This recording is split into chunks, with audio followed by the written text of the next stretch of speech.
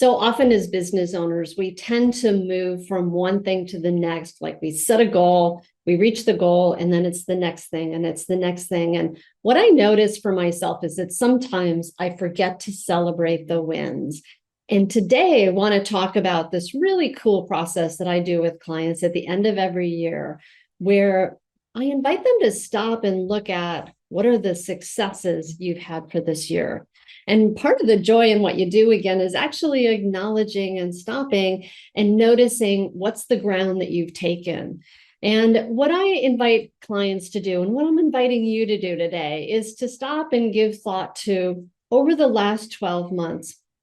You may have started out the year with certain goals, and you may not have.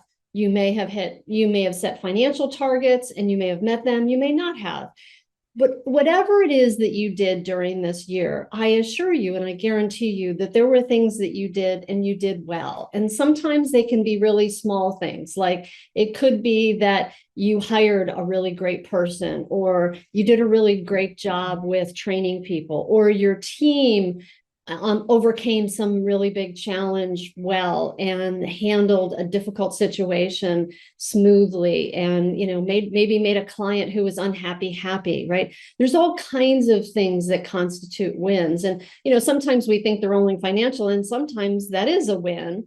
But there's always so much more that we can be thinking about what has caused us to have success over the past year, even in the midst of breakdowns, challenges, problems, because those are all just part of life and part of running a business.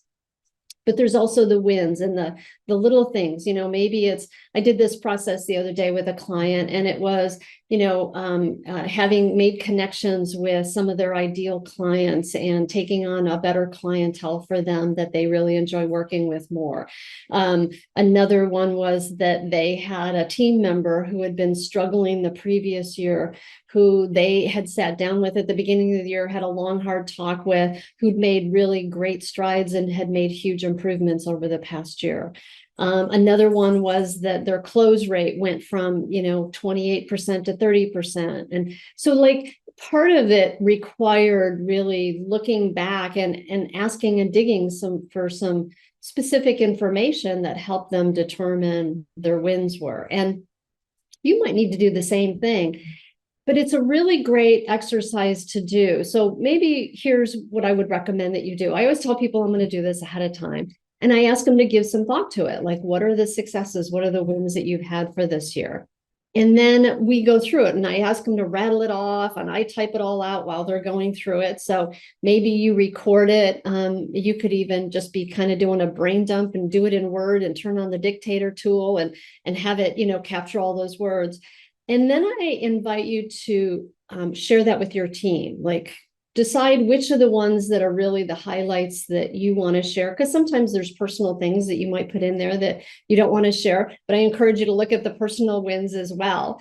And then share it with your team. Let them know where there's been successes, because as human beings, it's not just as business owners that we tend to look at what's the next thing, or what could I do better? How, what could I improve upon? It's kind of the human condition. And so it's a really sweet, fun thing that I've seen when people share their wins with their team. It can really help bolster people and have them feel, have them raise up their eyes and look out and go, oh yeah, that did happen. That worked. That was better. Because there's always things to be improved upon.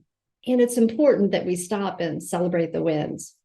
So I hope that you will do this with your team as you close up this year, or maybe as you're listening to this, maybe you do it at the beginning of this next year. And in my next video, I'm going to share with you the process that I do with clients on setting goals and vision for the next year. And in the meantime, I wish you all of the best. Happy holidays and Happy New Year to you. And I look forward to seeing you next time on The Profit Builder.